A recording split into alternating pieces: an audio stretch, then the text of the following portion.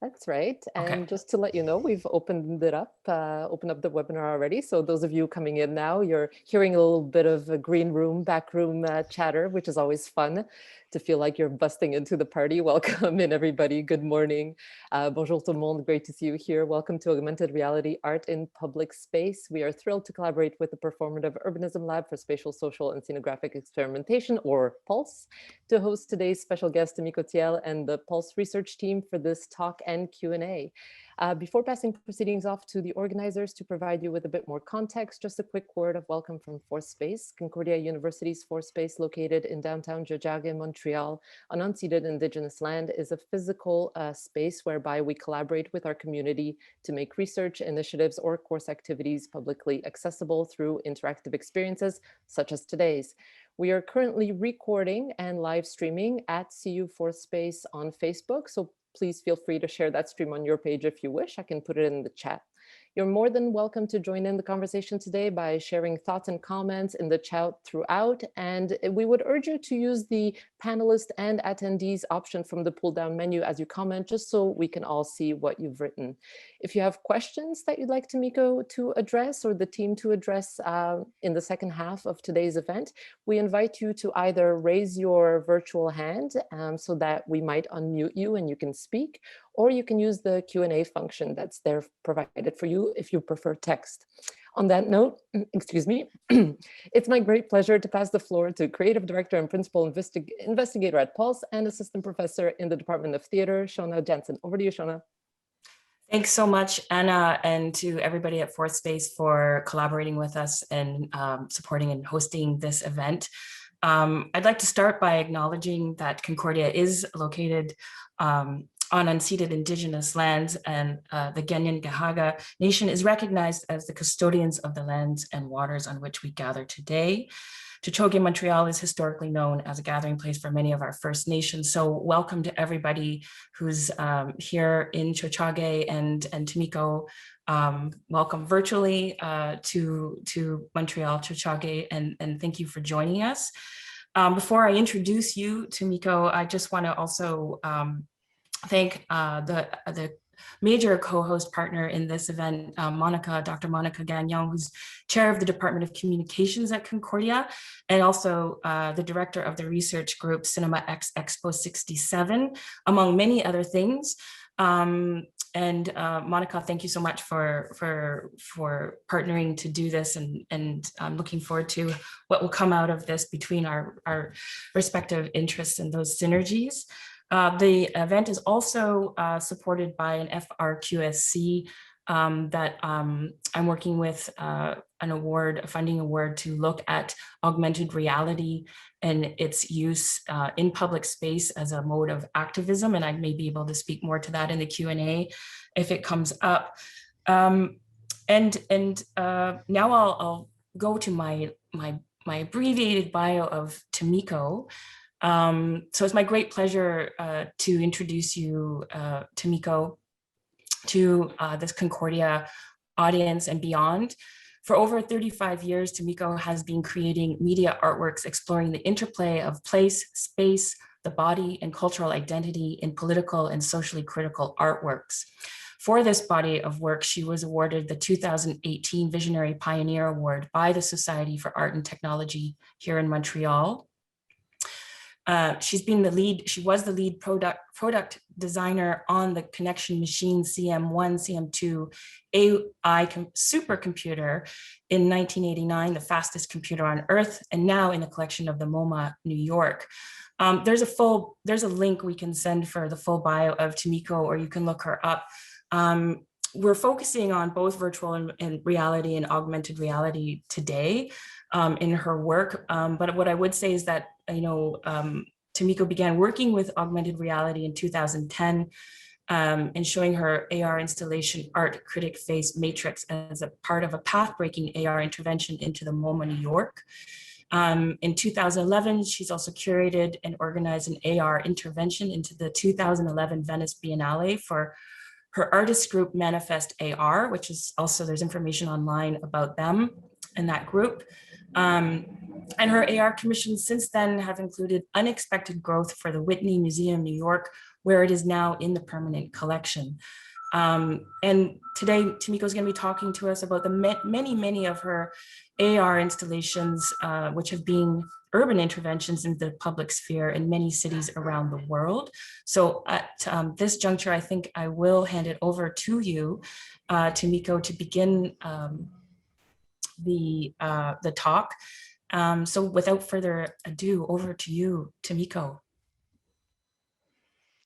Thank you for the introduction. Thank you for the invitation. And I actually focused on AR, so I'm leaving out maybe the first 15 years of my first 20 years of my artistic praxis, and focusing on specifically things that I or other artists did in public space. And it's a pretty kind of a jam-packed lecture, because I wanted to give you a very wide range of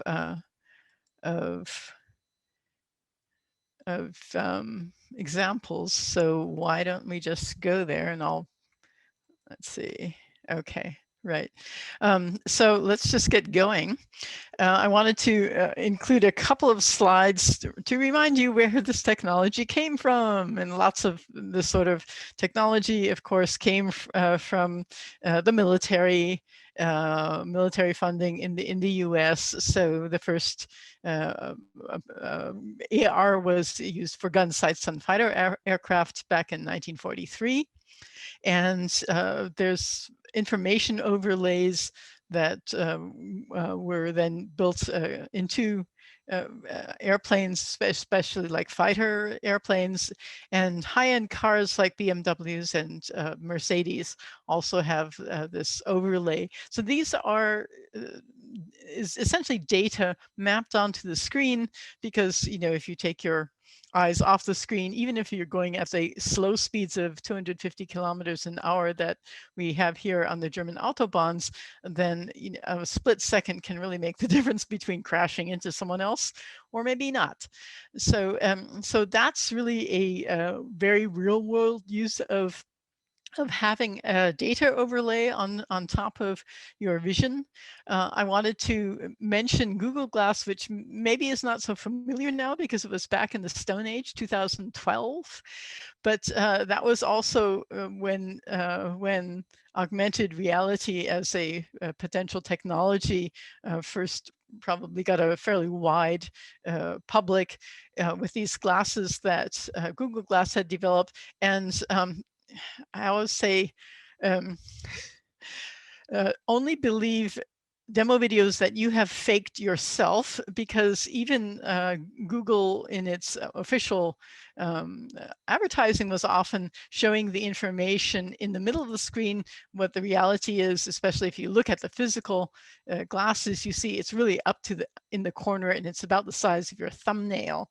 So it's not augmented reality in the sense we like to use it for media art, but it was really the first sort of very widely known example. These are the marketing images that Google used. It also got this full page spread on Vogue magazine.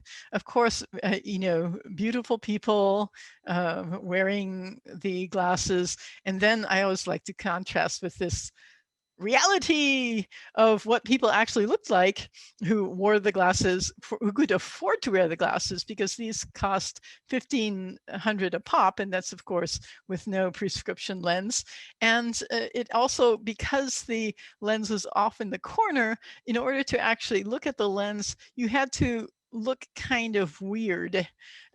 You were not looking at people in the eye, but you were looking up to the corner. So I think a couple of these factors, the factor that people got weirded out by the idea that you could record video of them at any given time, plus the negative images of real people wearing their real glasses, kind of brought out the term glass holes and made for a very negative publicity.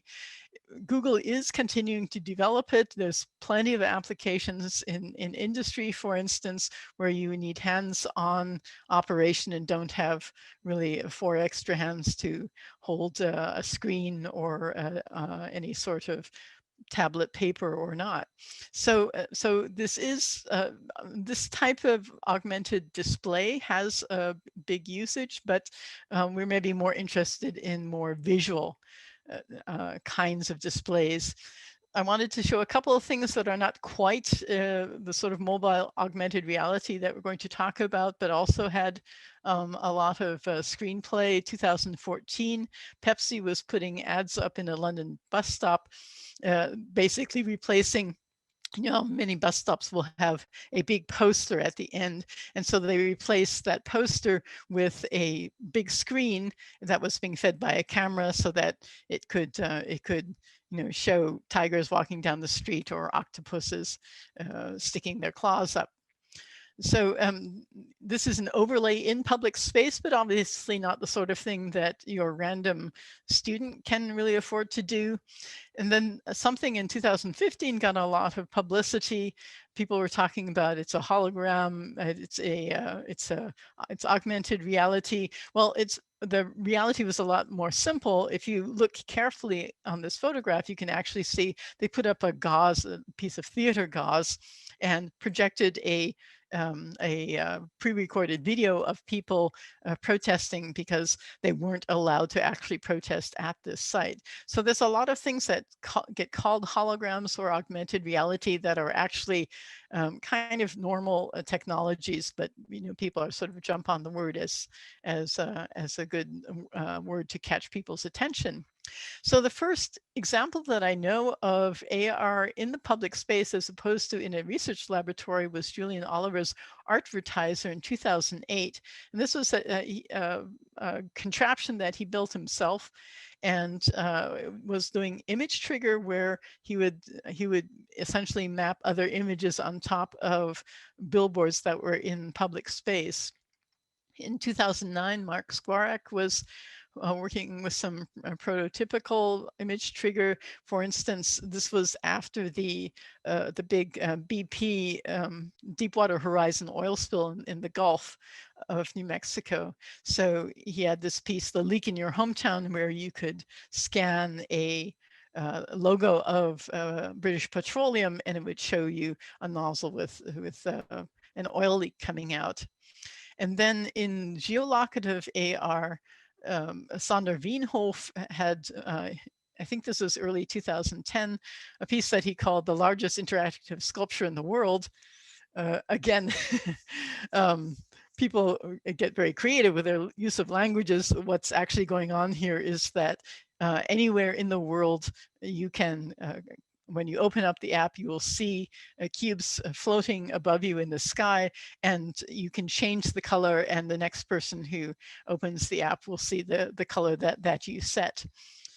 But these are the types of AR that were happening at that point. The image trigger, where you scan an image and the content is affixed to the image, or geolocative, where you're solely using the GPS coordinates to place the artwork. And in this case, because you could see it all over the world, what was happening was that the server is asking for your GPS location and then is placing the artwork at your location.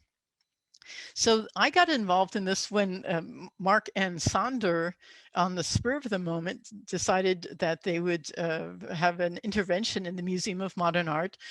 Mark I had known from VR circles before, and he sent an email to me and to lots of other friends of his saying, send me some 3D art, I'll put it up for you, and if you're in New York, we're doing a flash mob on October 9th. Come on, and we are not asking MoMA's permission, and they can't stop us unless they confiscate our smartphones. So it turns out that the piece that I sent, the Art Critic Face Matrix, is a matrix of my distorted face seeming to scream, AR cannot be art, it never will be real art. And it worked pretty well. It was really the beginnings of this technology. So that got some nice publicity. And actually, the best publicity was from the Museum of Modern Art tweet feed, because they found out the day before the flash mob was supposed to happen, because the event was announced as part of the Conflux Festival of Psychogeography. So very kindly, instead of trying to block us from having that intervention, they tweeted it, which was, of course, the best sort of publicity we could ever hope for. So, this was inside MoMA, but most of our subsequent interventions were outside. Here's Art Critic Face Matrix at in front of LACMA when we were doing an intervention in Los Angeles. Here's one in Singapore. You know, so basically most of the time we were actually doing this more outside, although you can do it inside in the building. We started in the euphoria of the moment a group called Manifest.AR, and I'll be showing some of other Manifest.AR artists' work also to give you a really broad spectrum, since we each have a very particular way of working. This was a photograph actually at our first invitational inside show when George Fifield of Boston Cyber Arts invited us to do a show inside of ICA Boston. And they said, well, yes, but you can only do it on the main floor and around the building. Please do not do it in the first floor in the galleries, which was, if you've worked with geolocative, you know that shows that they actually had no clue, because of course, geolocative is everywhere around there. So how do you top an intervention at MoMA? Well, I live in Europe and go to the Venice Biennale anytime it happens. So I said, who wants to go with me to the Venice Biennale? And so about 8 of us made works, and I was curating it rather strongly, because I said, we've got to deal with the site. We've got to really address the site. And it turned out, of course, we weren't the only ones. This is 2011 now. And so the Sheriff Festival was also involved. The founder, Simona Lodi, was there. And we got together because, you know, this is a time right at the beginning. There's no awareness of AI as an art form, AR as an art form. So we made a large postcard with a QR codes to call up both of our apps, and banded together, essentially forming a big overlapping cloud of social media networks. So we could all post to our networks. We got journalists to come, friends to come, and this together with the intervention at MoMA really basically put us in the media art history books. So here's a piece that I did, and we put artworks in the in public space in the Piazza San Marco. Shades of Absence essentially erased outlines of artists whose works in public space have been censored, and they're standing in this golden pavilion of words of censorship, and placed one version of each artwork also in the Giardini, which is it's actually private space, right? It's walled, and you only get into this outdoor area if you are essentially chosen by one of the world's top curators. So, which was, of course, immediately where we put our work.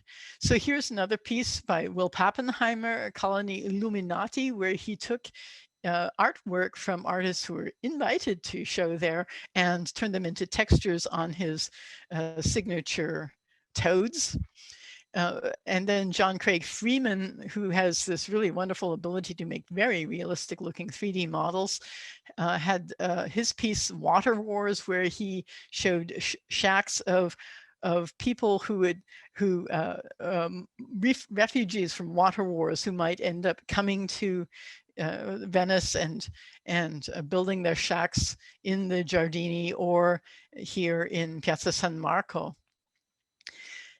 And then Lillian Hong Lei, whose work is very strongly about putting elements of Chinese culture in public space, put this crystal coffin of Mao Zedong in the middle of the square, sort of occupying the square for China with this, but with this, with a comment on the sort of crystallization of the Mao as a fetish for the country. There was a really interesting piece by Sander Wienhof. It turns out he got in touch with a group from the Netherlands that were putting up these huge screens in Venice. It was part of the official Venice biennial parallel exhibits. And so he had an app where you could either place a pavilion inside the Giardini, and the pavilions were for countries that didn't have pavilions yet in the Giardini, or if you were inside the Giardini, you could delete them. You could defend this sort of semi-public space from the encroaching pavilions. So in general, a lot of my work then started focusing really on site-specific issues. I was in Portugal actually for a friend's birthday, and realized my hotel was around the corner from the Lago do Carmo, where the Carnation Revolution had started in 1974. And if you recall, this is when the army, leftist elements in the army actually pushed against the rightist dictator, Salazar, but in order to show that they were trying to depose the dictator in order to bring in a democracy, and not in order to basically just have their function of the military takeover, they put these carnations in the barrels of their guns. So it's a beautiful square, and within less than 2 hours, after I realized that, you know, I could do something here, I had a rain of carnations falling from the skies. So the ability to really work very quickly and do something that maybe very simply but poignantly refers to a historical role of this square in the history was really, really captivating to me. There's a part of the Manifest.AR group is for gentlemen who are anonymous for reasons that should be very obvious. They do AR interventions. For instance, the Goddess of Democracy that was built in Tiananmen Square. They reproduced it in AR and placed it on the geolocative map using GPS in the Tiananmen Square, and also the tank man, the man who the sort of forlorn man with his shopping bags who was standing in front of the tanks on the main thoroughfare leading up to that. And of course, we don't know what happened to him. But so these you can place from afar. You can be sitting anywhere in the world, and using GPS, you can place them there. There is the question, what happens if someone gets caught essentially looking at them in Tiananmen Square or in this thoroughfare? Do they, can they suffer essentially consequences for looking at virtual art? So it crosses over into some areas that in some countries might actually be dangerous.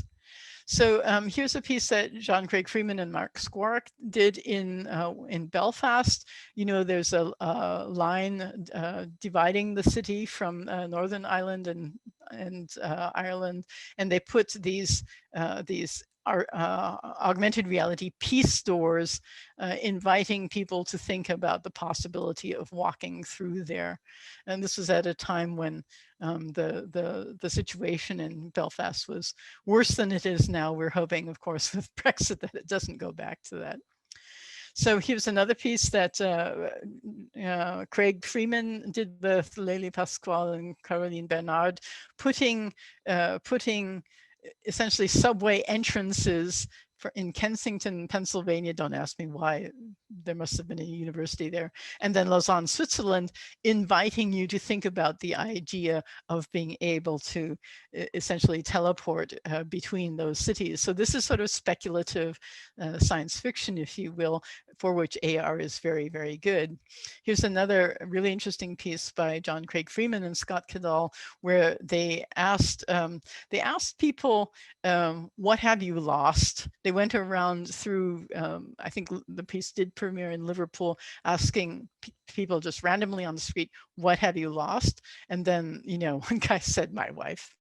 Another said my keys, another said my sanity. So then John would very quickly overnight then get a 3D model for that loss and place it around the city. Here's how John is working now with photogrammetry, where he was in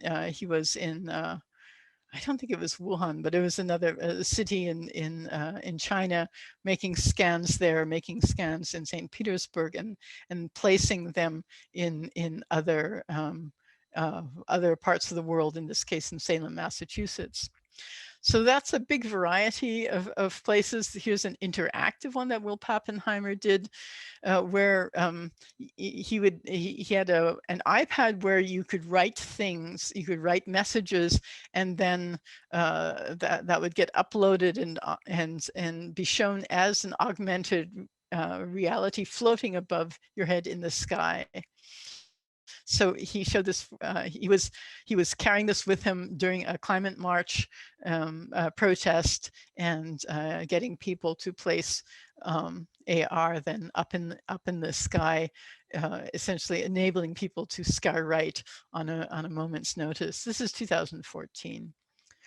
So, you know, people sort of started branching off at some points, and doing tours here of various places, walking tours within an art context. John Cleater, another Manifest.AR person, worked with architects, doing much more abstract things in rural settings, leading AR tours.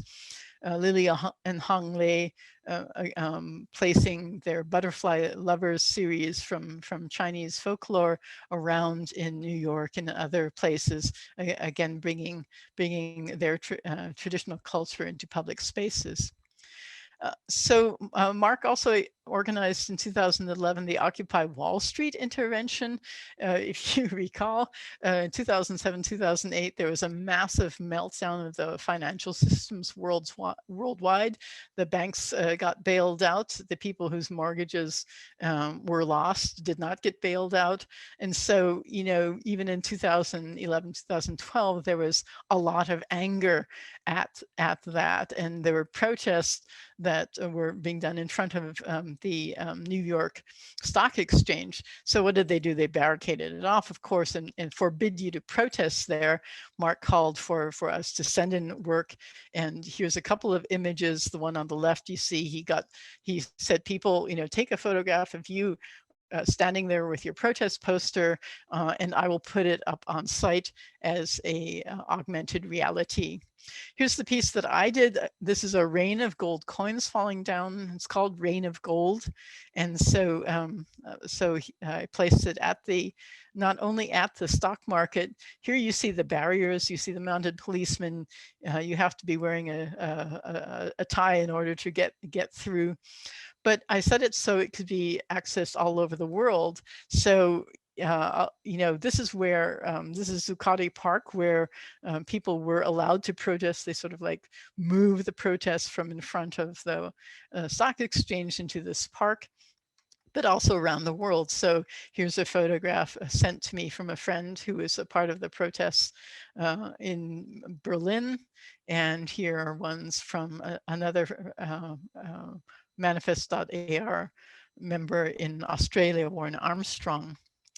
So I used this similar sorts of falling coins in a very different way in this piece, Goldsegen, or golden blessing. It was a work in public space for an exhibit arranged by a curator here in Munich. And the theme of the whole series was, however, about consumption. So I was asking people, how much do you need to be happy? I had them write on a piece of paper on a whiteboard how much they needed to be happy. This gentleman said, oh, €1,000,000 would be fine. But then I made a photograph of them with the rain of €100 gold coins, took a photograph, printed it out on an instant printer in credit card size prints, and gave them a copy of that as their good luck charm. So other people were a bit more modest. My friend Helen said not much. And then I love this story. The gentleman there against the orange background was having a really lousy day. He wrote heute kein Glück in German, today no luck. And I took several photographs, but every single photograph, the coins covered up the kein, covered up no. So it said, heute Glück, today, good luck. And I said, this is your fortune. So this is a performative public space way of also giving people something to take with them, their little own good luck charm. So with the same curator, Serafina Lindemann, I did a piece looking at a whole neighborhood of Munich in the past, present, and future. So it turns out that it's a neighborhood called Leyl, where this little piece right here by the river where all of the wheels are. But I found out researching the past that it used to be that the city was really riddled with all sorts of canals and small streams. They were covered over largely for public health reasons, because, for instance, the stream where all of the butchers threw their carcasses were great sources of cholera. But this was a very, very different topography of the city before, and so I looked at the future of maybe we could bring in renewable energy. It was a time when there was a lot of discussion in Germany about, do we like windmills? And I thought, like, well, of course, I mean, in Holland, when they're in Holland, we really like windmills, but in Germany, people are going, oh, we hate windmills because they're big. So I was saying, okay, can I design one that people kind of like? So this smaller, yellow, friendly one that's hovering, flying around on a hang glider made out of solar panel material. And then like a year later, I found out there was actually someone doing research about having a railroad track that would be pulling windmills up in the sky, following after them. So here's where I marked those rivers, where they used to be crossing the street. I put water wheels that were animated, so the water is rushing by and the wheel is rushing by. And a lot of people get very wrapped up when they're doing AR. They want to like make a whole perfect scene, but you've got to think in terms of symbols, think in terms of surrealism. You can indicate something here. I'm indicating really the flow of the stream as it's going across the current day topology, rather than having to build up a complete scene. And then also I wanted to engage people living in the area. So I was working with one of the local churches and asked them to send out questionnaires asking people what they liked about the city, what was vital to them about their neighborhood, and to write it in their own handwriting. So I got these, I scanned them, I turned them into gold, and then placed them at appropriate places in the neighborhood to give a visual voice to people in the neighborhood. This one says Stadtspaziergänge, so city walks, and this is the river that you might have seen in that first map. And then when I was doing this, when I was going through the neighborhood and understanding the history and the topology of the neighborhood, I kept on getting really annoyed because all the photographs in this really cute neighborhood were basically half of each photograph was a car. So I did this other piece where I made these 2-meter tall sunflowers, so to help people visualize what the city could look like if you banned cars or move them underground or whatever, so that you could really see the buildings and you could see the neighborhood again. So we got a 2011, 2013, we had a commission from FACT in Liverpool to work with local scientists who were doing biosensing, and Will and I teamed up to do this piece where we were measuring your heart rate with the same sort of actually a heart monitor that I have from my local gym. But we were using it to plant plants. So Will was able to get money from his university. We hired one of his students to write an app that would take the data from via Bluetooth from the heart monitor, feed it into the app. The heart you see there would beat with your own heartbeat, and then you'd have to decide, do you want to be an indiginator, planting indigenous plants to protect the local biome, or do you want to be an exoticator, planting invasive plants?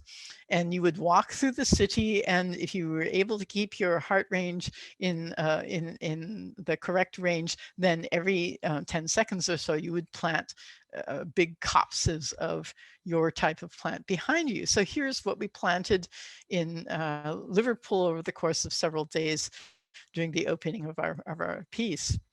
And here's screenshots of it on site, the native plants, oaks and foxgloves down by the River Mersey.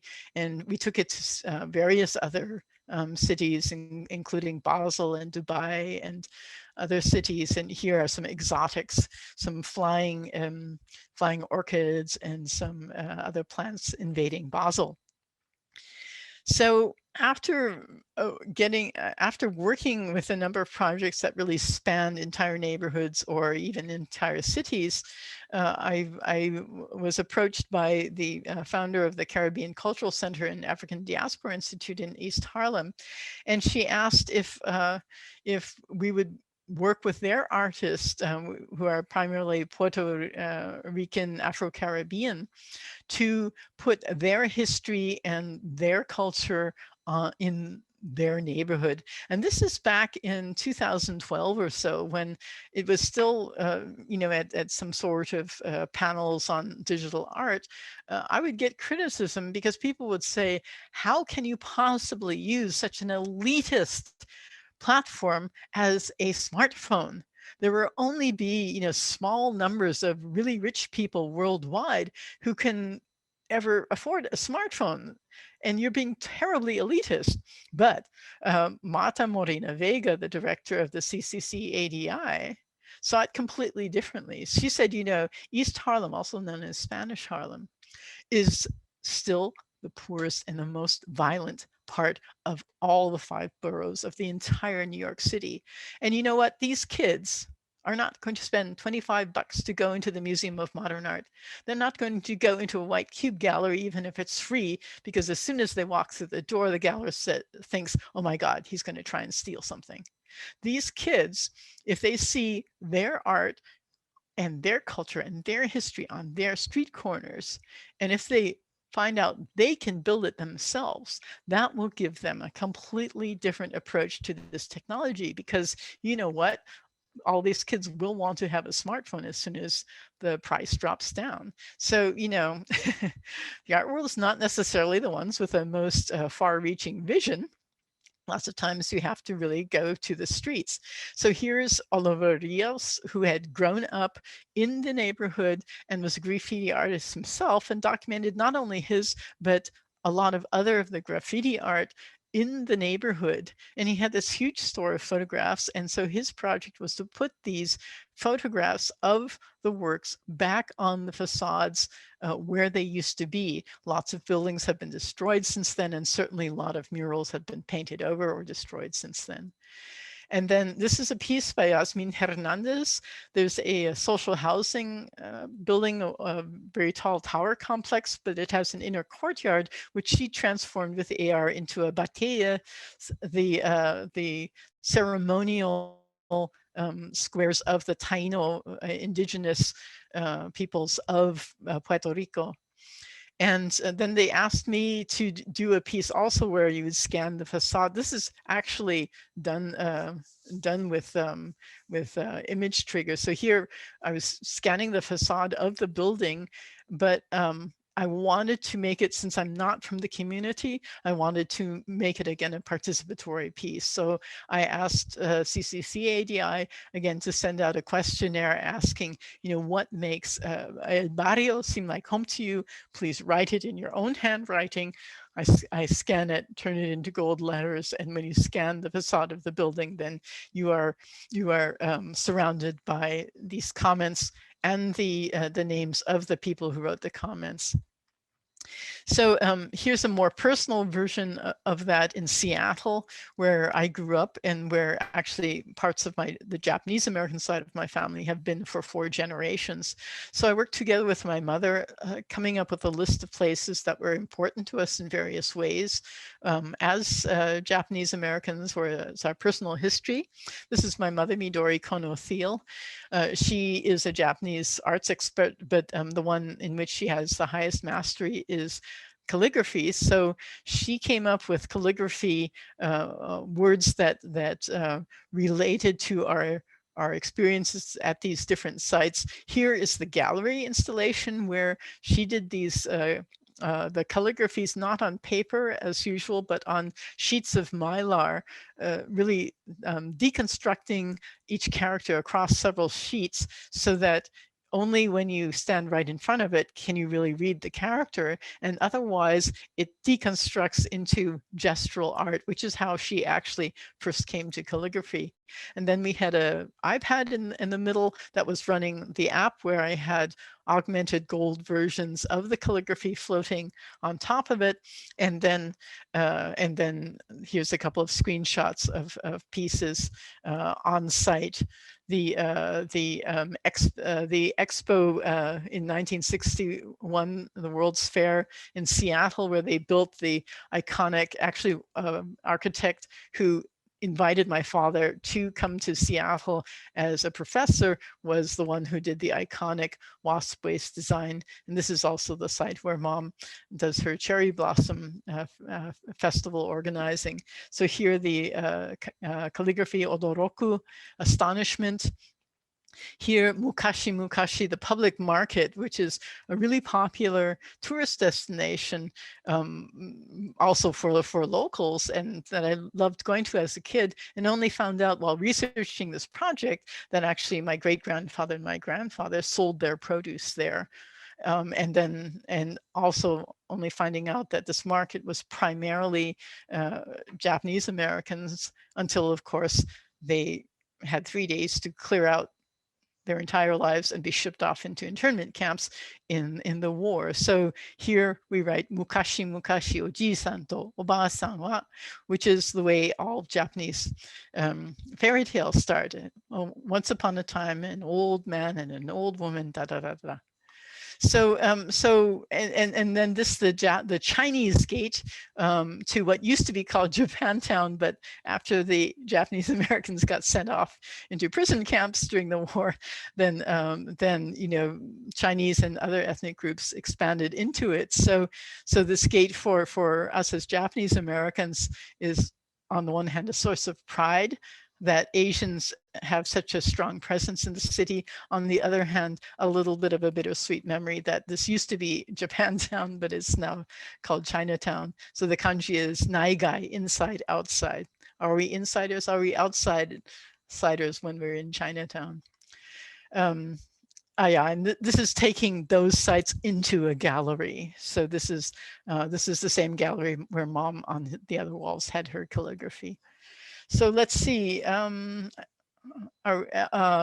to wrap up this piece, basically a friend of mine, Susan Hayase, has been living in San Jose, Japantown, ever since we were roommates after graduating from Stanford, and while we were both working for Hewlett Packard. So she's been on me for a long time to bring a project like Brush the Sky to San Jose, Japantown. We're now working together with a group that she was able to form, getting a grant from the Knight Foundation and Microsoft to, again, teach local artists how to use AR. And it's in collaboration with the Japanese American Museum of San Jose, which is right in the middle of Japantown. And these are the 9 artists that have been chosen through a long process. Susan Hayase, her husband Tom Izu, also a lifelong organizer, community organizer, and that project should open in June. So again, it's always been very important to me to teach this to other groups that maybe don't have those sorts of skills, and help them get their history up in their neighborhoods. What we're using for this project is a platform that we call Arpoise. It was developed actually because the companies that I'd used in the past all went out of business. And so right when I had my commission for the Whitney, like the last of the companies went out of business, and Peter, my husband, who's a software developer, said, okay, I'll take a month off of work and see if I can write you an app. He was able to do it. We were able to take the commission. We've made it open source, the platform, not my artwork, and basically, hope to, through working with the hidden history groups in San Jose and with the San Jose State University, we're hoping that we can get more people involved in the platform so that it helps preserve it both for our artworks and for other groups that maybe don't want to live on like the 2 to 3, at best 5-year cycles that the commercial companies seem to go through before they say, okay, well, that was nice, now we're on to something new, so all of the artworks you've made in the past don't work anymore. And this is just some details on that. So when did it become really popular? Of course, 2016, when Pokemon Go came. And it's an interesting thing because, that was done by a company called Niantic, which is a spin-off of Google Maps. Google Maps has been collecting information about interesting locations all over the world. So Niantic had this huge Google Maps base of information about interesting locations. And then they got together with Nintendo and the Pokemon fan base and turned it in the first version. It was also purely geolocative, but you might know that if you were alive in 2016, you might have realized that there were people like all over the world who were using this, and there were, now with our COVID trained eyes, we look at it, we're totally aghast at how densely packed these sites are, where people would go for their Pokemons. One artist, about the only other artist besides us in Manifest.AR, who seems to have worked with geolocative, is Jakob Kutstinsson, who had a commission from the Serpentine Gallery. And here's the map from this app. He had a number of sites then near the Serpentine Gallery in the park, where he placed sort of abstracted AR of different insects or bats or other sorts of life forms that are hovering around these areas. I don't know if it's still up, although it's very easy to leave things up. But this is really one of my favorite geolocative pieces. So more recently, if you've just gotten into things in the last couple of years, you might think of AR as SLAM, the simultaneous localization and mapping technology that Apple and Google are now really pushing. And if, in case you haven't worked with this, what happens is that basically the cameras on your smartphone are scanning the world, trying to find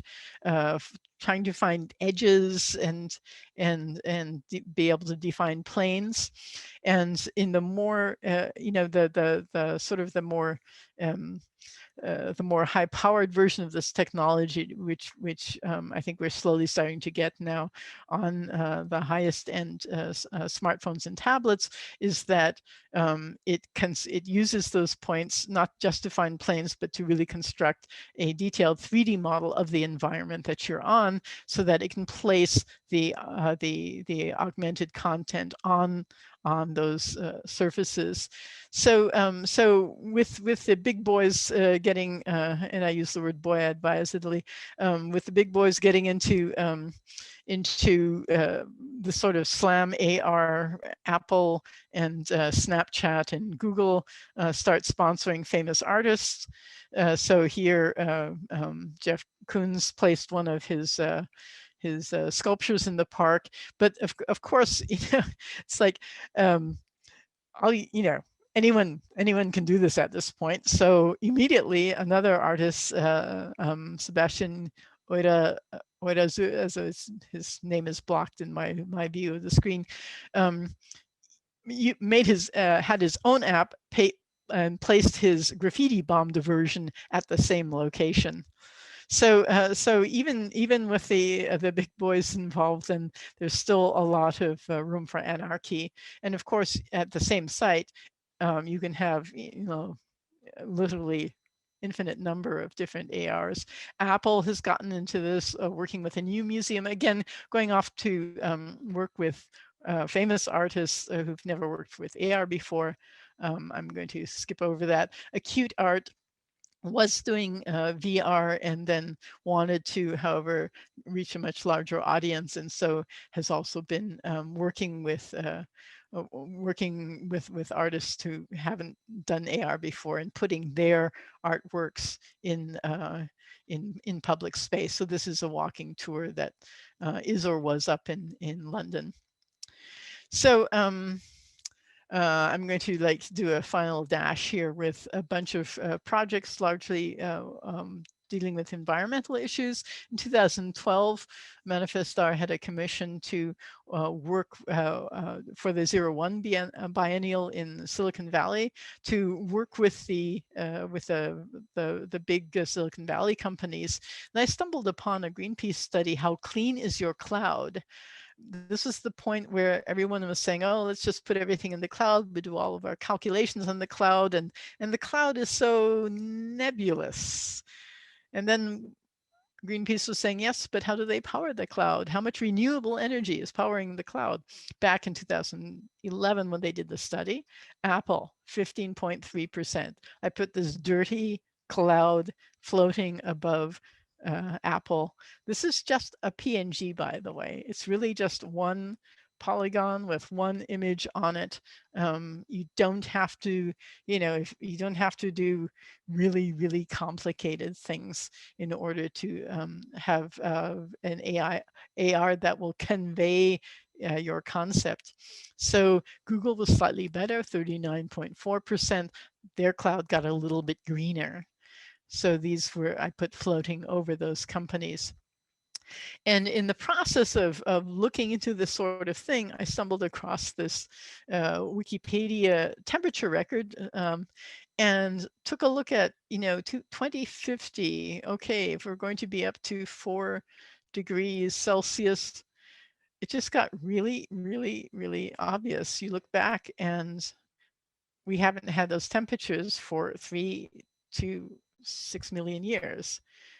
This sort of information is now, often coming up in major media. At that point, it wasn't. But at that point, I went, oh my God, the human being, Homo sapiens, has been around for 20,000 years.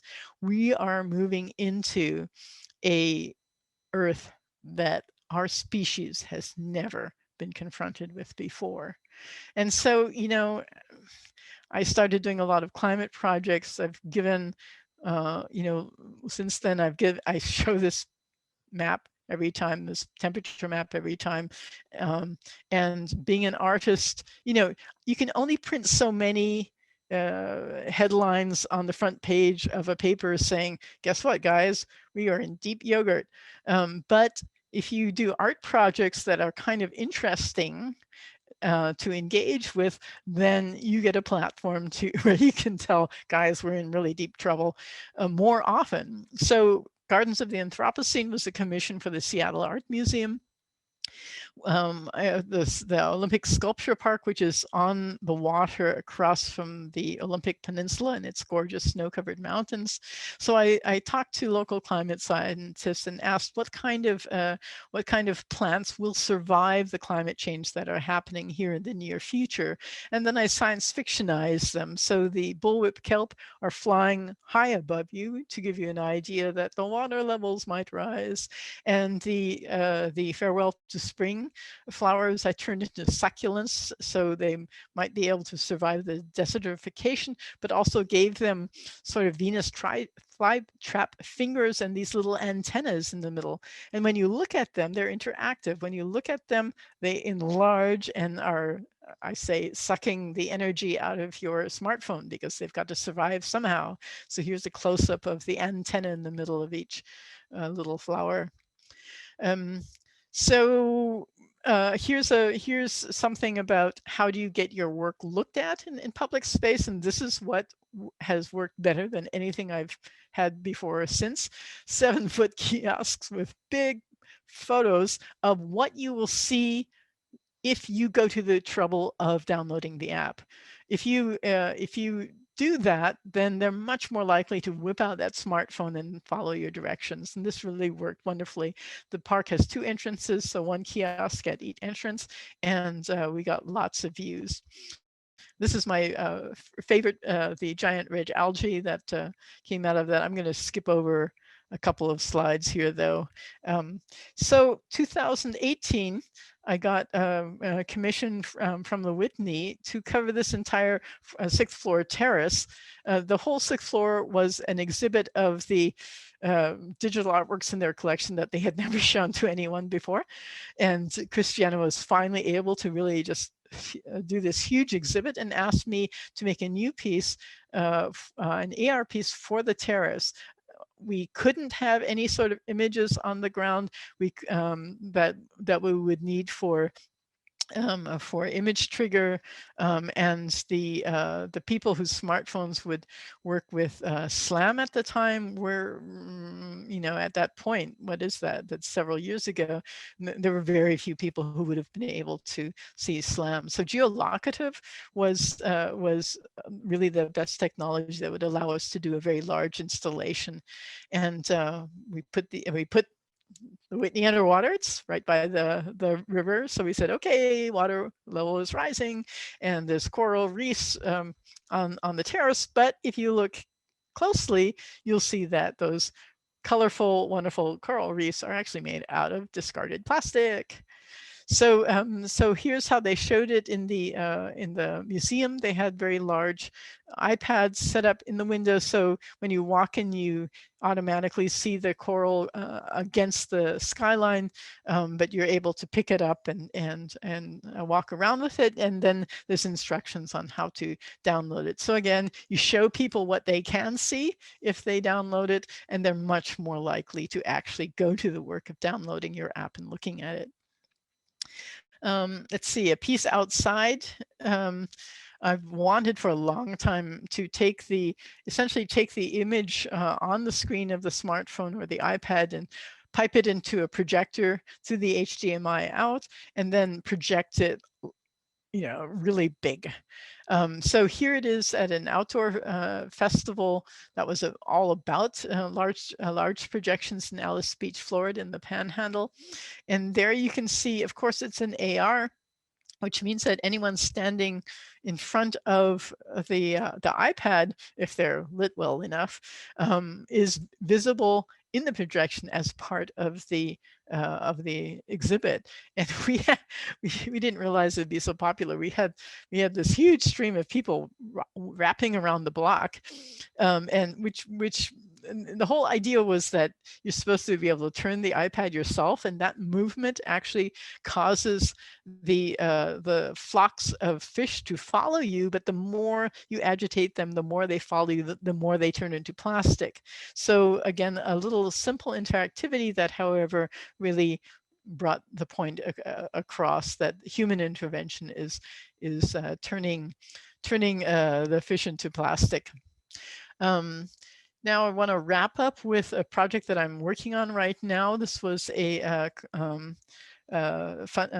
initial funding came from the Goethe Institute Montreal. They were supposed to, it's a project called New Nature, and they were supposed to bring us to Montreal last year. You know what happened with traveling last year. So they turned it into a grant program. And Louisa Falcon is a marine microbiologist in the Yucatan. And she's been working with the stromatolites, which look like just rock reefs, but it turns out these are colonies of cyanobacteria. Cyanobacteria are the oldest fossils that we know in the world. They brought us oxygen. They turned the atmosphere of the planet Earth into an oxygen-based atmosphere, killing off basically most of the life forms that were there before, but enabling other life forms like human beings to evolve. So the problem is that this is really at the microscopic level. So the cyanobacteria are sitting there growing and photosynthesizing, and they do carbon capture. So they take carbon, turn it into sugar as a nutrient, but also into calcium carbonate limestone, which precipitates down. And these rocks then are really these mixture of the calcium carbonate substrate and the cyanobacteria. The problem is they look like dead rocks, and so people walk on them, they sit on them, whatever. And they're trying to put signage there, but Louisa's idea was, how can we help convince people these are living colonies, these are living organisms. So we're working on an app where you'll start out standing above the water level. This just shows the what you see when you're looking down at the water. You see the stromatolites, but you see also CO2 molecules in my favorite Lewis structure depiction, where you can see the atomic structure of the molecules. They are precipitating down, they're falling down into the water, and then out of the water from the stromatolites is bubbling up these oxygen molecules. And if you look down at the stromatolite, you zoom in into these what we call cyanobacteria forests. So this filamentous cyanobacterias, and then again you'll have the CO2 coming and the O2 rising up, and then the calcium carbonate precipitating down. And that's all I have to say for right now. Thanks for listening, and I hope not everyone has fallen asleep, but they all have their mutes on, so you can't tell. Ha. Thank you, Tamiko. Thank you. Thank you, Wow. Shana. So wonderful to engage for an hour almost with all this beautiful work and your practice and your politics around this work, I think, too. So I guess what I want to do is open it up really for a more of a Q&A. And what I didn't do before we kicked this off was introduce to our attendees the fact that we do have this panel of researchers, grad students at Concordia who have joined us to keep us all, and Tamiko mostly, company in the talk. But so these guys that are with us, everyone here will probably have some questions, I'm hoping, or some comments to start a dialogue with Tamiko. And we'll also open it up to the attendees who are here, and I'll keep an eye on that and DJ that. So I'm putting that out to those of you who we can't see who are listening in. to write into the Q&A or chat if you have questions for Tamiko, and I'll do my best to relay those.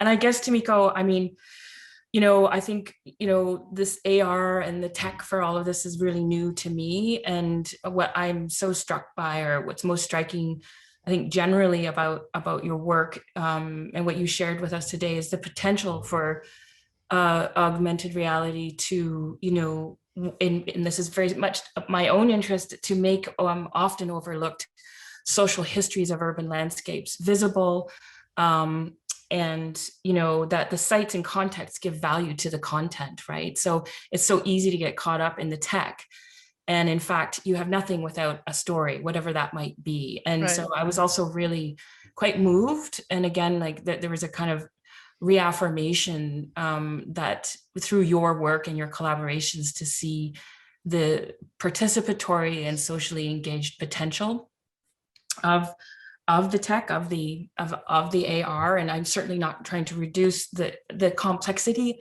of it, but as you say, it doesn't also have to be that complex. And once you have, your community, your content, your story, what have you, for me, that's always the beginning place. So it's just so refreshing to engage with and understand more about the technology from your point of view, and this amazing practice you've had, for so many years. So thank you for, showing that potential through your amazing work. I wanted to make one more comment about platform, because Adobe Adobe has been working kind of behind the scenes on an AR platform, and I just got emails that their Adobe Aero AR platform is out there, and I won't be using it for my own works, because we've got a platform that we're already porting stuff to. But for students who need to, they need to learn the Adobe suite anyway in order to get jobs. I suspect that because of that market dominance, that the Aero platform might be might become kind of an industry standard, and it's definitely going to be easier to use than our own platform. So like I said, I haven't looked at it, but it's quite possible that the Aero platform is, relatively speaking, easy to use. You might want to check into that. Yeah, I will take a look. I will look that up and try to get it into the chat here too, for people to follow up with. And I'll also put in your website, because also for everyone out there, Tamiko has an incredible body of work that she's written and has been written about her work. And some of us here in the panel have actually engaged a little bit with some of those readings you did suggest, Tamiko, as well. But I think what I'm going to do is I'm going to host and moderate and open this up, maybe first of all to the panelists that are here with us today. Anybody here, and I do see a Q&A in the Q&A that there's somebody from our audience that has a question as well, but I'll open it up to the panelists first. I don't know if anybody wants to jump in with a comment or question or reflection. And I just typed the Adobe Aero thank you, URL into the chat. Fantastic. Sorry. That's okay. I think I saw Amanda. Yes. And then Caroline. Go ahead, Amanda. Thank you, Tamiko. This was so great, and especially because I think I saw some of your works in the past.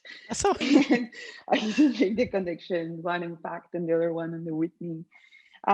So I wonder, in terms of sound, that's the main field that I'm working with, and I was also reading some of the suggested readings that you have in your website, and I'm familiar with now, after reading some of them, relationship of sound, right? Like what happens when we don't have images and we are guiding ourselves as users through the sound. So I'm working right now with AR sound geolocative interventions to the space, and I'm struggling to understand how I'm going to engage the public.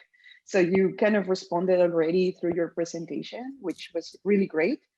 But also, if you have any experience that is worth to see, historically speaking, but also nowadays on interventions in the public space, but also, you know, like tactical media, more occupied kind of artworks that are related to AR sound pieces. Specifically, do you know Janet Cardiff's work? Yeah. Because she's the one who's most extensively done essentially walking tours in public space with sound, and it's not necessarily, you know, AR and the AR platform, but you know, basically, I mean, she was using whatever she had at that point. So hers are definitely the best examples that I know of. You know, you know, I have no idea, as I said, what the Aero platform can actually do. But basically all the other platforms I've worked with also do enable sound. There's maybe issues about in the past about downloading. So I've tended to, because I'm a very visual artist, then you know, I've very much focused on that, and I have had some sound in some pieces, but you know, we have sound on the piece in the Whitney, but if you're on the terrace, there was always so much construction that you could not hear the sound. So of course, with sound in public spaces, you're very much at the mercy of your environment.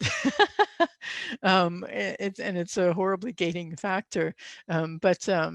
But you know, and also, of course, a sound file is you know, it's not as bad as a video file, but in order to have a substantial amount of content, it does start to get a little bit more. I try and, you know, when I'm working with AR, I start out by telling people, you know, try and make every single augment, every single sort of piece like 1 megabyte or less.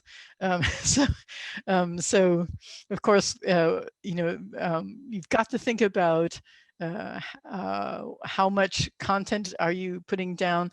You know, it's getting better and better, both in terms of people's connectivity and in terms of how much space they are. But I have to say, you know, young people, especially maybe more in sort of the teenage crowd, you know, our app is like, depending on which version you have, either like 16 megabyte or 45 megabyte.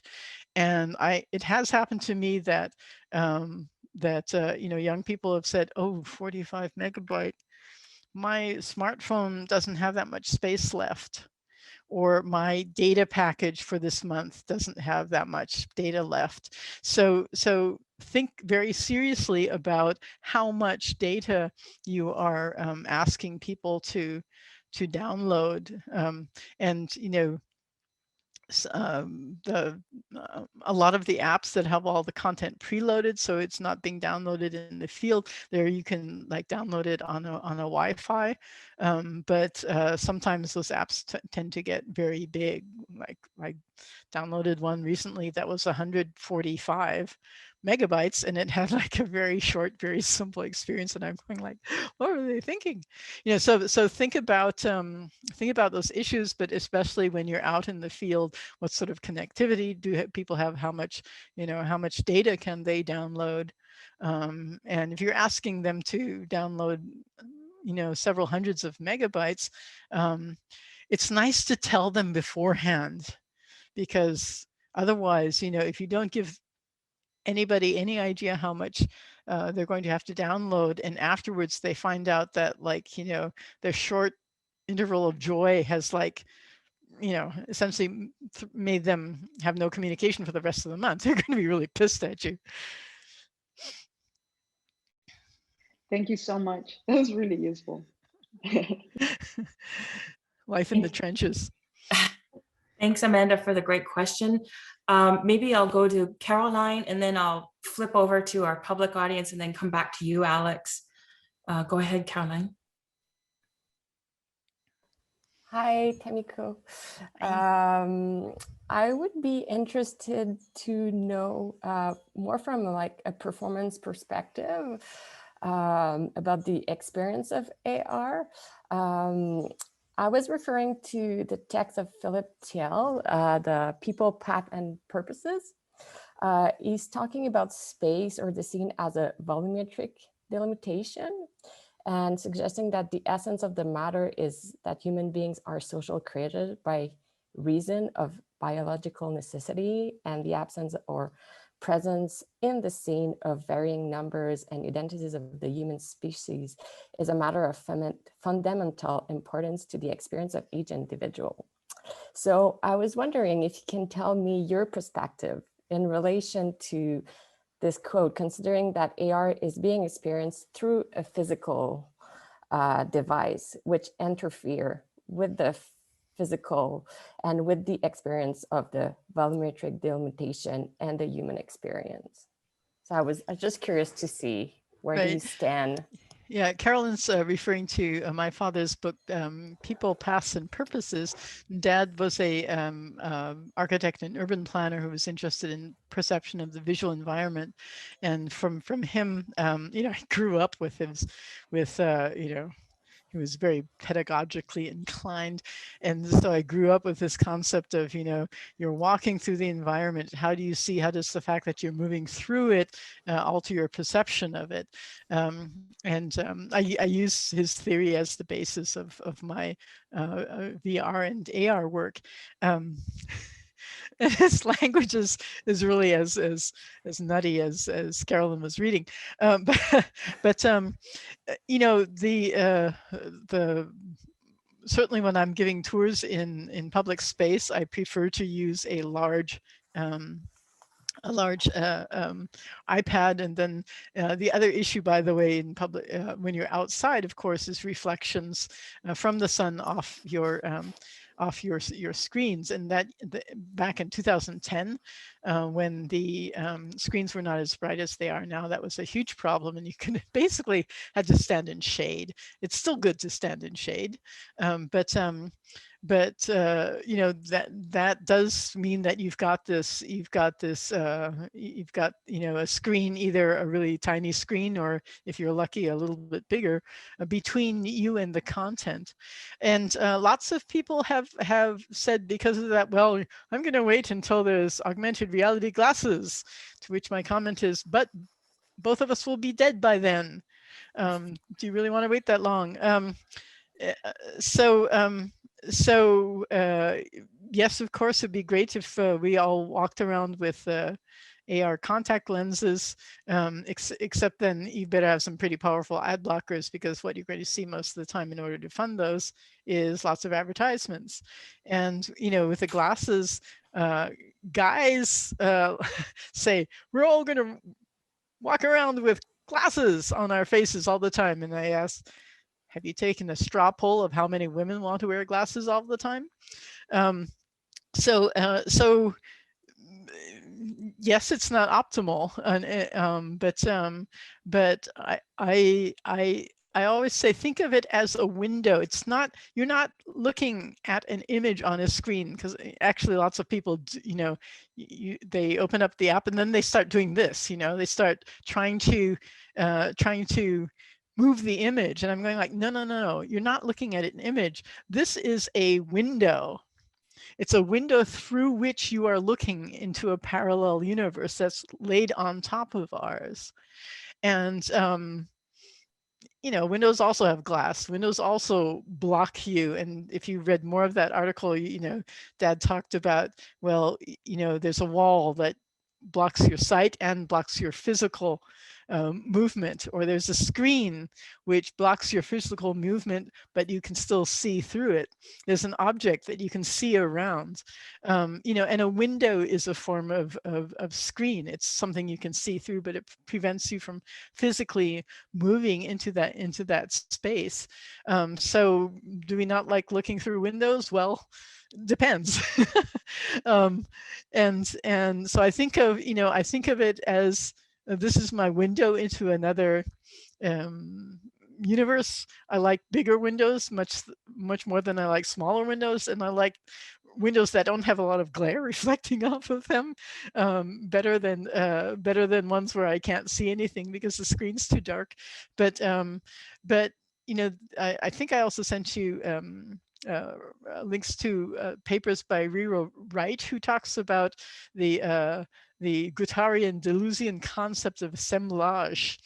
And she was really the first one who, for us in Manifest.AR, put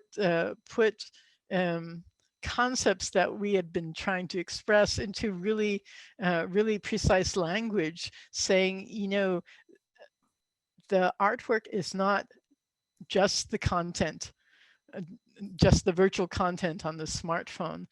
And the artwork is not just the site and the overlay. The artwork is the user who has to perform in that space to view it. So the user is standing in that space. They're surrounded by whatever is building that space, whether that's an open field where there's, you know, birds and bees and insects, or whether it's a busy street corner and you've got to make sure that, you know, you don't get run over by a car, or that you get bumped into by another passenger who doesn't like the fact that you're standing on the street corner. So there's this very complex environment, this very complex assemblage of the environment and the user and the device and the content. And I personally like to make installations. So I'm adding a very spatial dimension onto the spatiality that's always there. A lot of AR artworks, especially by people who haven't used the medium before, are an object. And companies like Acute Art actually really like the so to speak, the solidity and physicality of the object that you can place with SLAM. They like that you can walk around it and things like that. But for me, it's not about putting a sculpture in a public space. It's about creating a whole environment. And in order to see that environment, you have to move your body. You have to twist, you have to turn, you have to look up, you have to look down. You have to move in that space to get closer to things, to see them better. And so I see it as a, if you will, a very performative activity that you're asking the user to engage in, that also engages them with the physical space. And yes, it is being mediated by this device, but you know, until you get me those contact lenses, I think there's enough that can be done with the mobile device AR that it's not a reason for me to say, well, I'm going to wait until those contact lenses come out, because otherwise it's not worth doing. Thank you, Tamiko. Thank you. I'm going to flip over to some of our attendees who are here. Great question from Bettina Forget. Considering how fast AR platforms come and go, which you talked a bit about, how do you document and archive your work? Yeah, and the piece that I got into the Whitney collection, of course, I'm working with the archivists at the Whitney, and they have this like really long file of stuff, but it's very good. One thing is that, like I said, the platform that we built it on. I mean, my husband Peter built the platform himself, so you know, we've given them the whole copy of the software. And then also, because it seems like that older version, which was sort of a precursor version to the Arpoise platform we use now. So we actually have already migrated it to the Arpoise platform, and so we'll archive both the original Unexpected Growth platform and the slightly modified AR Poise platform that we have now. And that platform we will be keeping alive. And like I said, we're trying to find more people, not just users, but also developers who can help Peter. Right now, it's like, oh, can you make this new function, Peter? And he goes like, I don't have time. I don't have interest. It's like, it'd be great if there are other people that maybe I could sweet talk into doing things that he doesn't have time or interest in doing. Anyway, but lots of screenshots, lots of video to preserve the experience. Also, what I find for media artworks, especially if there's interactivity, then you really have to, as an artist, write out a description of the experience. It's not enough to just make a video, because in the videos it's usually not quite clear. Is it interactive or not? If it is interactive, how is that interactivity happening? And then, the platform, our Poise and Unexpected Growth platforms also have, you're building the content in Unity. So of course you have to archive your basic assets, your images, your 3D models, your sound files, archive them ideally in widely used formats instead of like making your own. That was something that the earlier, a lot of the commercial platforms that I've used, like LAR and Blipar, basically you had to convert from their from the commonly used formats into their own format. Now that they don't exist, well, guess what? Your artwork doesn't either, because no one can read those formats. So with our Poise, you've got your original material that is in these commonly used formats, and we do zip it together into what Unity calls an asset bundle, so that we can actually stand on site and download new content.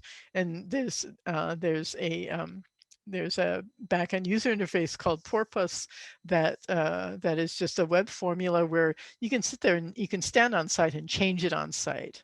So this is the other reason why, we are using the platform, working with the Hidden Histories project, is that if you've ever done app development, it's like you build all your content and then you like pray at the altar of Apple for at least 2 weeks, if not longer, trying to convince them that the fact that you don't have a lot of gameplay doesn't mean that your app is not interesting. I mean, Apple gates those apps, and we've spent a lot of time, trying to figure out how to convince them that this app is worthwhile having in the App Store, even if it doesn't have 50 hours of gameplay, even if it doesn't, have all sorts of like add-ins that you have to pay extra money for. And so basically, we keep the Poise app in the App Store, and the artists who are using it don't have to even go through that whole process of taking it into the App Store and trying to like beat down the gates of Apple to make sure that it gets there. And if you want to change your work, all you have to do is change the asset bundle, or you change, you're standing there, with an iPad with the Porpoise interface, and you can say, oh, let me double the scale, or let me change the animation, and you can do it right there on the web form, instead of saying, I go to my site, I take some documentation, I go back home, I change the piece, I push that through the App Store, which takes another 2 weeks, and with Apple, and then I go back to my site, and then, there's this huge amount of time that you waste if every time you make the slightest change in your content, you have to then push that version through the App Store. The Android platform, you usually get it through in 2 hours. Apple really is more like 2 weeks. But the problem is, we looked at the server logs of when we were at the Whitney. 95% of the devices that were used to access our apps were iPhones. So that's going to change if you're primarily working in Asia. There's going to be, more Androids. You'll get the Samsungs, you get the, the Chinese smartphones. But if you're doing it in the Western Hemisphere, in Europe or in North America, you've got to deal with Apple. Otherwise, you're knocking out 95% of your audience. So, so those are considerations for not just for archiving this for the future generations, but just making basic updates or bringing out your next work. So once you have an app out there, then the updates go through faster than getting the app through the App Store the first time. But still, we've had trouble with updates also taking a lot of time. So yeah, all of the above. There are a lot of issues, and for me personally as an artist, then it's worth putting the energy into saying, okay, this platform is being archived at the Whitney. It's going to be used by another group of people who hopefully at some point will attract developers who are capable of helping us migrate it. And because like about twice a year, either Apple or Google makes some sort of update that breaks everything. And then you need someone to fix the app and put it through the App Store again. Otherwise, it doesn't work. Thanks, Tamiko. I think so. I have a few more questions here, and it's interesting what you're talking about. Is kind of a good segue, I think, maybe into this question and kind of touching on methodologies for artists interested in working with AR, or with the AR artists you've been working with and collaborating with, and yourself, to challenge, this kind of atomization, what is that, monetization, and the individualistic kind of capitalist kind of like all that stuff. That's, those paradigms that are really embedded in the industry, the culture industry of this VR, AR technology. And so maybe like that's the segue into this question from Miraz Sharifi. Thanking you for this amazing presentation. Asking over the last decade, wondering how AR has been used a lot in activism, like the projects that you showed. And how do you see, Tamiko, AR in the next decade in relation to activism art? Do you think it will be expired? If not, to what direction it will be developed? What are your thoughts on that? Great question. Yeah, well, in the beginnings in 2010 or something, then basically like we're taking screenshots and they're posting them to our social media. And I think now there's this tremendous meme culture, sharing culture. There's much more of a culture of not just like, oh, I look at what my friend Fred was posting on his feed, but also sharing it further, passing it around, images going viral, memes going viral. So I think of AR screenshots also as being having the potential to be AR meme machines, visual meme machines, where you say, okay, in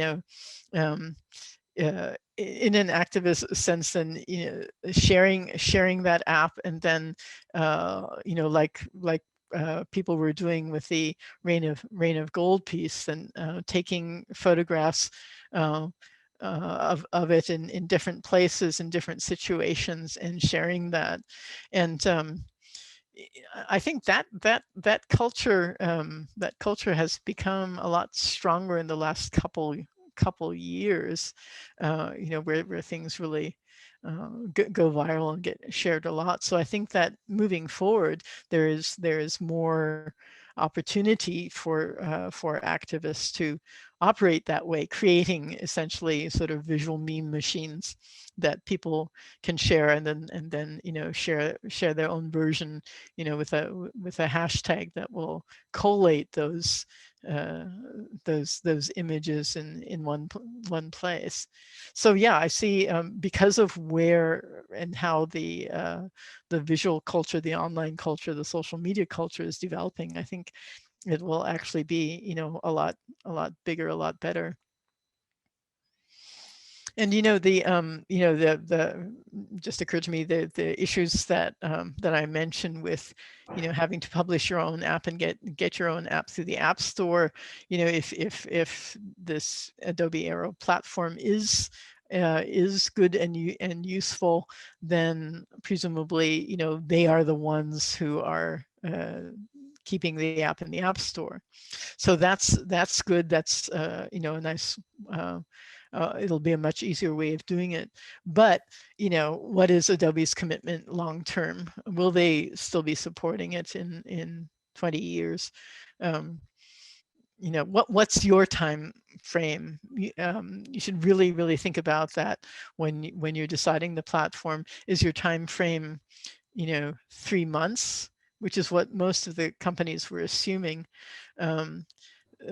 because they were like ad campaigns. So an ad campaign is maybe 3 months. A year is a pretty long time under that way of thinking. 2 or 3 years there, you're talking about a new generation of devices anyway. 10 years, no one's thinking about that, except us stupid artists who somehow have this idea that our work will last longer than a moment. Thanks, Tamiko. I'm going to come back to this panel, and Alex, coming back to you earlier. Yeah, thank you, Shona. Thank you, Tamiko. That was really, really interesting. I mean, I have a lot of thoughts about this idea of smartphones being an elitist platform when I think of how important they are actually to women in my community in terms of business and safety and so on. And so the idea of that being an elitist platform only is so funny to me. It's actually an essential business tool. And I think about how important this technology could be to women who work out on the street. And yet at the same time, I worry about the geolocative qualities of it for communities who are already so deeply surveilled. Mm-hmm. So I'm wondering if you can talk a little bit about that, because it has the potential to be such an important activist tool in terms of conveying information about a neighborhood or things that go on in that space. And yet the geolocative quality of it is highly problematic for people who are already surveilled. Right. Well, that if you're using any of the maps, Google Maps or Apple's Maps technology, then your geolocation is being stored. Yeah. And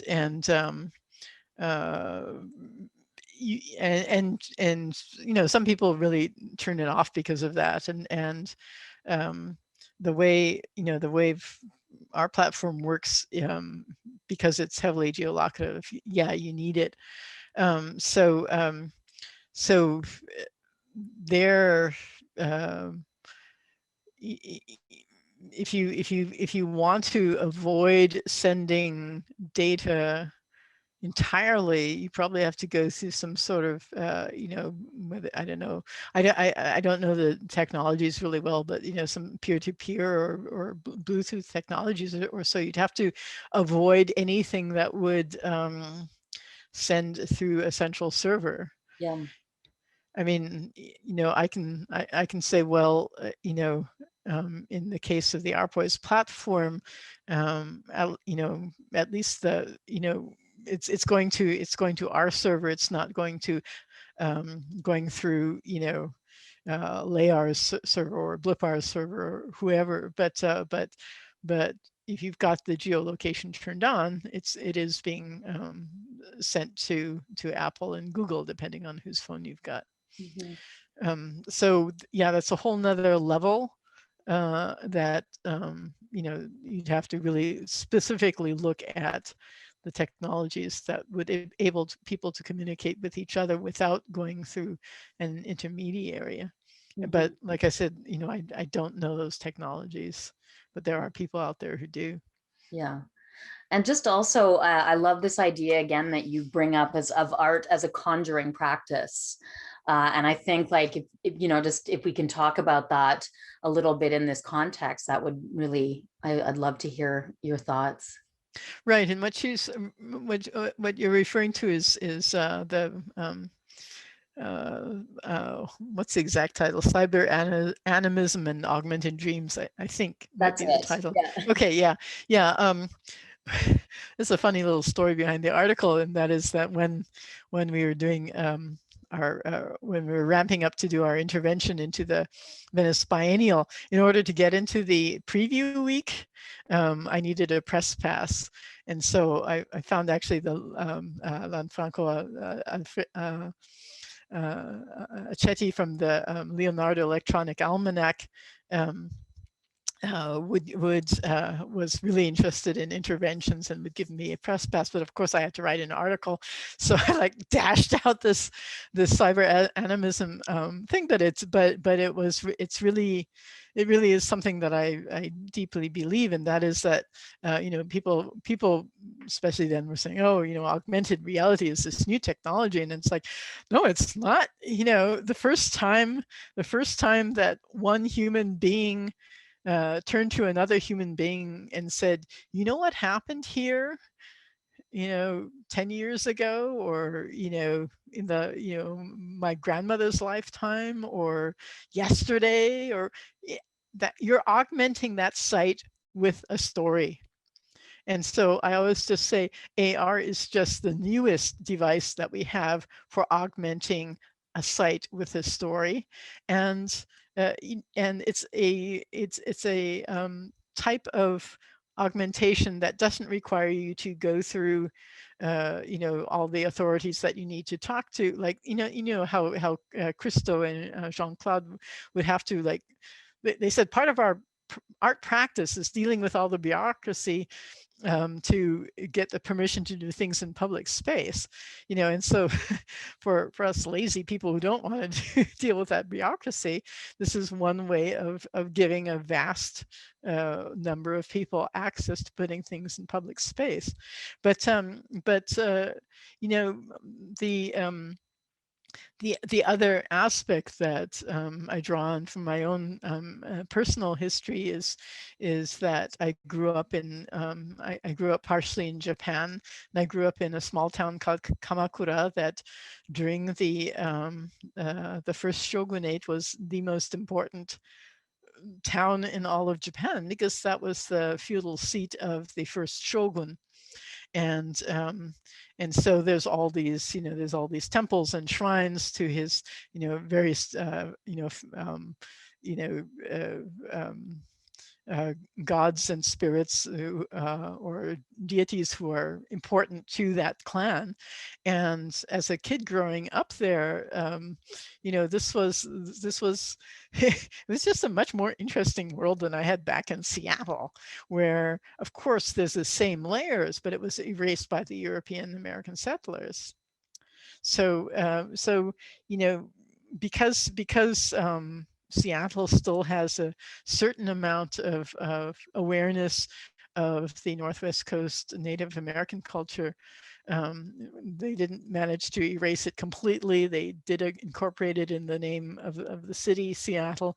And they also like mix things up like crazy. So there's Tlingit, you know, totem poles in an area that that is Coast Salish, who don't make totem poles, etc. But I was aware, you know, through the presence of Native American art in Seattle, that there was this layer that has been, you know, paved over in so many cases, and so you know, I saw that similarity between this invisible layer of history, culture, myth, legend in Japan, and in the way that Native peoples deal with their perception of the environment. And then I came, frankly, to Catholic Europe. I'm in Catholic Bavaria, and love to go to, Catholic Italy, Spain, and France. There, the Catholicism is a thin layer of Christianity over a very, very deep layer of animism that was there for, of course, like hundreds of thousands of years before before they Christianized it. The little people in Ireland, whatever. I began realizing when I thought of augmented reality, what is augmented reality doing as really opening up these layers that have always been there. I go through Munich, I go through Bavaria, and there's images of saints painted on houses. There's images of Mary on the corner niches of buildings, in the same way that in Japan, there'd be little shrines and temples, throughout the city. And all of those are a layer that's been laid on top of our just, okay, where do I get my coffee? Can I catch the bus in time? Am I late for work? So that's really shaped how I see augmented reality as, so to speak, the newest device for the oldest form of culture and of storytelling in the world, for the human race. Well, dogs do it too, they mark their territory, and that's why they are so interested at, reading all of the, you're trying to like drag them on the walk, and they're going like, there's some fascinating stories right here on this tree, and I want to read all of them, so it's not just us, but it's always been there. You're not doing anything new, you're just doing something old in a new way. Thank you, Alex, for the great question. And Tamiko, so we have about 15 minutes left, which is good. Are you still okay to answer a couple more questions, Tamiko? Yeah. Awesome. So actually, I'm going to go back to something that's coming from one of our attendees, and then I'll come back to you, Lisa, and then Chris. So this is a question, part comment question from Lucy Thornett. Kind of in a response to what you were saying about, the use of symbolic or surreal gestures, like, and how those take a digital form. And the question from Lucy, what do you think about the kinds of embodied experiences of sites that AR enables, or the kinds of digital materialities it might bring us into contact with? And I think that's kind of, speaking a little bit back to what you've just been talking about in reference also to the layering and the cyber animism of space, or spatializing, thinking of AR as a kind of spatializing of these layers, and being able to bring or hide things in plain sight. So I guess it's kind of this question about the kinds of embodied experiences of sites that AR enables. Yeah, I guess it sounds to me a little bit about, because of the reference to sort of surrealism, or so, that it's also a little bit about how you represent these things. And remember that I started at a point where having 16 megabytes on your phone was really maybe like all the space you had on the phone for everything. So my VR practice from beforehand was also like, my first VR artwork was all of 35 megabytes. So I think I've had to think from the beginning in terms of not how do we, like, I mean, there's people like John Craig Freeman who will like do a photogrammetry of like the an entire store in a Chinese city, or the Hermitage in St. Petersburg, or something. And I guess I've always been much more interested in sort of, how can you use very light materials, maybe even just like one single image that's repeated in, for instance, in these rains, the carnation rain or the rain of gold, that can convey that idea without having to depict it. One problem I see in the word story is that people think of stories as being a very large object with a a beginning and a middle and an end, and all sorts of characters and all sorts of complexity, and a lot of scenes and a lot of twists and turns, and I avoided using the word story for a long time, because that immediately evokes, well, it must be very complicated, and it must be like a game where you have lots of levels, and it must take like 50 hours of gameplay, and so it's more, so my personal preference, also coming out of the history of me having to work with data restrictions and download restrictions, is to say, how can this is not like a narrative story. This is an impression. This is capturing a feeling or a moment, and it's using things that are as light as possible. Can you use an image with a cutout PNG of my hand on a polygon, instead of having a 3D model character in all of its glory, and then you have to sit there thinking like, okay, is it naked or is it clothed, and if it's clothed, what clothes, etc. Just like, can a hand represent a human being and a presence? Think light, and only only do what's necessary to suggest and not to depict. I guess it's the difference between suggestion and depiction, and you might want that materiality. Like I said, the acute art people are really interested in the materiality. So one artwork that one of the artists did is this block of ice, and it looks like a block of ice. It's semi-transparent, and when you look through it, you can see what's behind, but it's distorted. So they're interested in the three-dimensionality, if you will, the materiality of a non-material object, and the apparent physicality of a non-physical object. And that's one way you can, that's one thing that you can do. It's now that you couldn't do before. Is that what you're interested in? What are you interested in?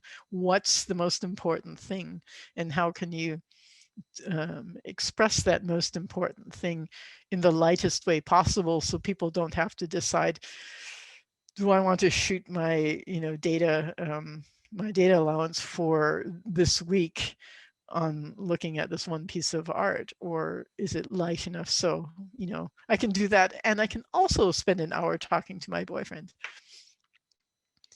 I don't know if that actually was what the person was asking. Maybe we can ask them for feedback.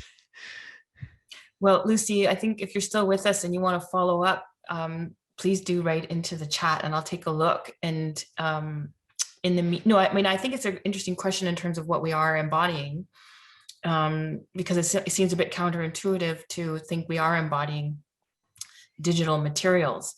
That's at least from my view, as somebody who comes from a background of working in theater and liveness, and that's a very traditional way of thinking about it. So the question of embodiment, I think, is really interesting in terms of digital materiality.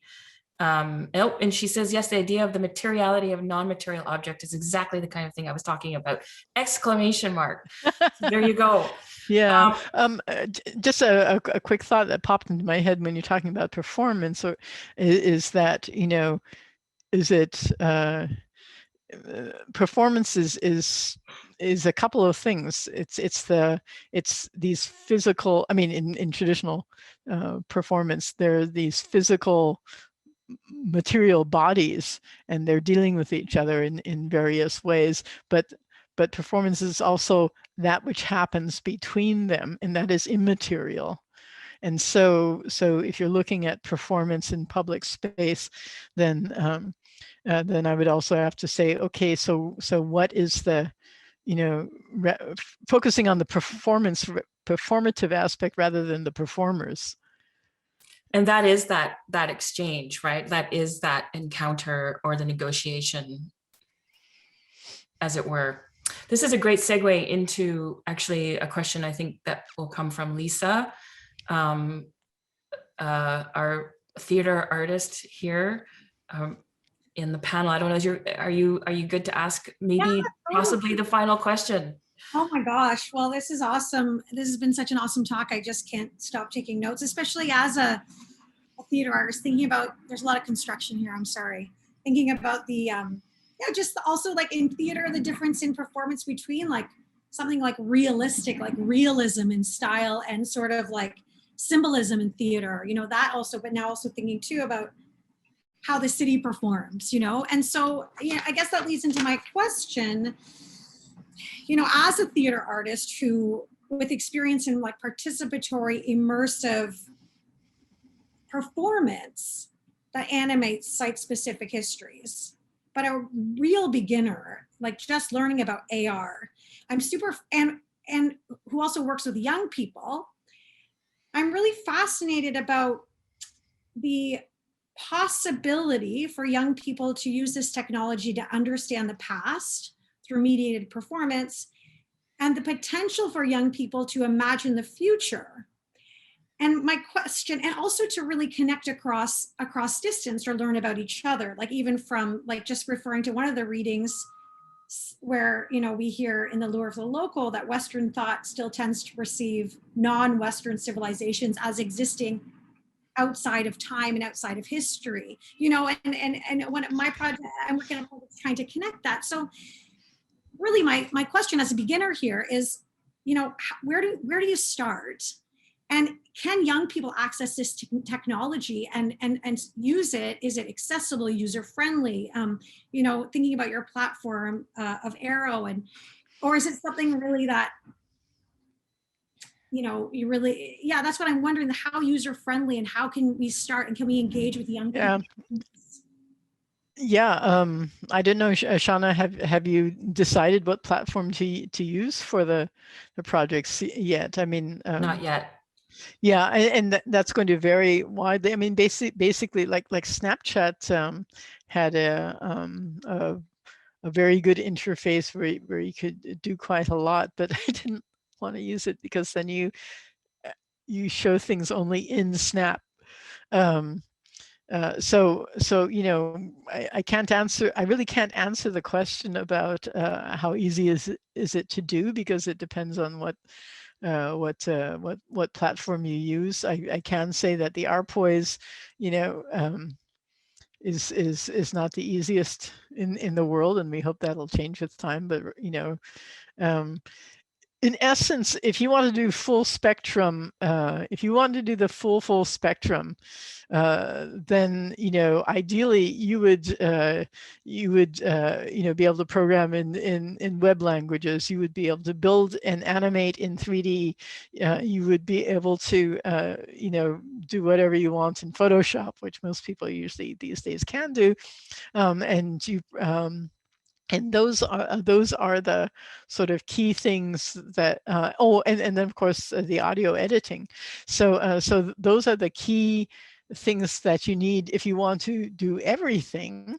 And then there's there's platforms that say, okay, here with this platform you can create things without having to program.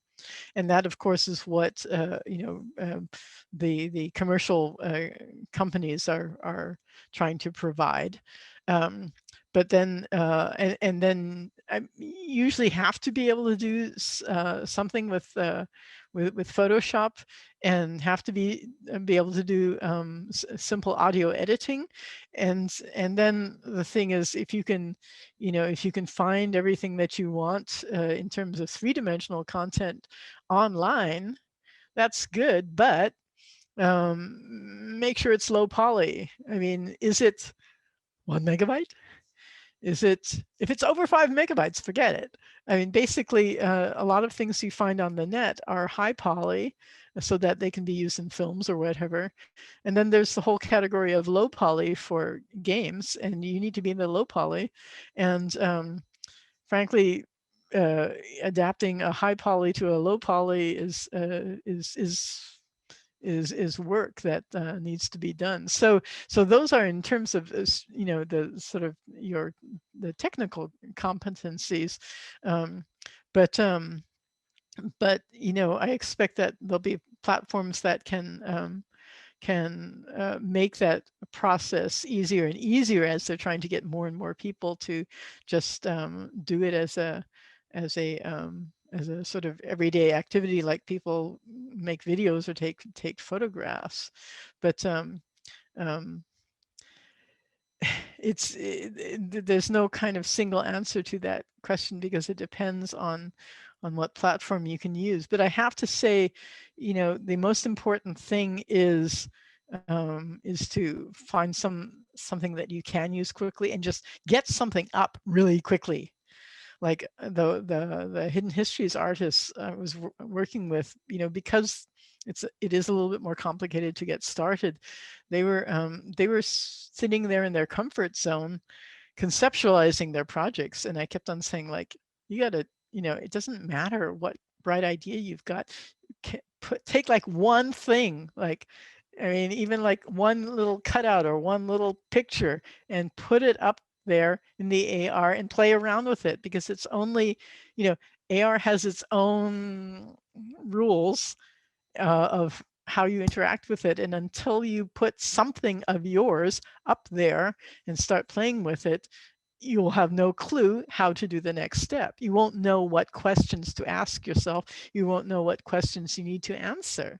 So really it boils down to, get some platform, any platform that has the lowest entry, and start playing around with it. And that will start telling you what you can do with it, and then start looking for platforms that you might think would be right for you longer term. Thank you, Tamiko. And thank you, Lisa, for the great question. And I see a couple of other questions here, but I'm afraid we are out of time. I think that this question also, like, of accessibility, but finding our own agency in that, and thinking intergenerationally about the future of this technology as well, in terms of, for example, working with the pasts of cities, and our elder senior community in cities that have many stories to tell. Also, how do we get, this technology into those hands as well, in terms of, telling stories writ large, not in the sense of the stories that Tamiko, you're referring to. Story can be stories. Yes. What am I trying to say? Stories are a good thing, and they happen in many, many ways. So I don't know if ForSpace is coming back to help us wrap this up. What I would love to do, thanks Anna and Douglas, is in really, really big thank you, Tamiko, for such a generous, your time, your amazing art projects, this really generous talk. You are yourself a great storyteller. This has been so rich and engaging, and there's so many compliments like that happening here in the chat. I want to say thank you to, again, Monica, for co-hosting and being here to check out what's going on, and with Alina and the grad students I'm working with that are here to support this and make this feel so full. And thank you for your presence. I don't know if anybody else has any final thoughts, or Anna, you want to step in, or Monica, if you want to say something. No, I'm not going to put you on the spot. Well, I'm just seeing a bunch of thank yous and last minute comments coming into the chat. So just to let you know, we will save that chat for you and make it accessible to anybody who wants it. I also put the link to the recording into the chat. So I'll follow up with everybody who registered for this today with those bits of information for you after. So just on behalf of all of us here, Tamiko, and all of the panelists, thank you so much for joining us this morning, for sharing your work with us and your ideas as well. It's been fantastic. And Shona and Monica, again, thank you for making this event happen and possible. We love collaborating with you and look forward to the next opportunity to do so. And on that note, I wish you all a very great afternoon and see you next time. We will close the webinar, which means we're closing it for all panelists and attendees at the same time. Sorry about that. It's a bit of a cold exit, so we wave goodbye now. Okay, we'll all be in touch. Thank you very much, everyone. Thank you. Thank you.